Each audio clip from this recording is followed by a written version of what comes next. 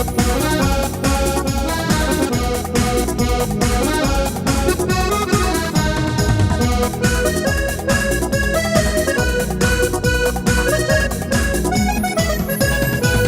छोटे बंदर बिस्तर पे कूदे, एक गिर गया और चोट लगी उसे।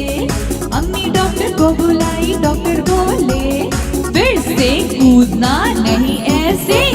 चार छोटे बंदर बिस्तर पे कूदे, एक गिर गया और चोट लगी उसे। अम्मी डॉक्टर को बुलाई, डॉक्टर बोले फिर से कूदना नहीं ऐसे। तीन छोटे बंदर बिस्तर पे कूदे, एक गिर गया और चोट लगी उसे। अम्मी डॉक्टर को बुलाई, डॉक्टर बोले फिर से कूदना नहीं ऐसे।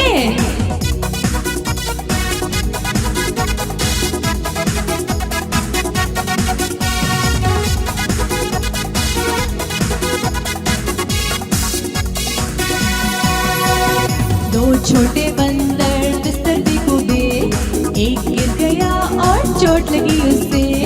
अम्मी डॉक्टर को बुलाई, डॉक्टर बोले फिर से कूदना नहीं ऐसे। एक छोटा बंदर बिस्तर पे कूदा, वो गिर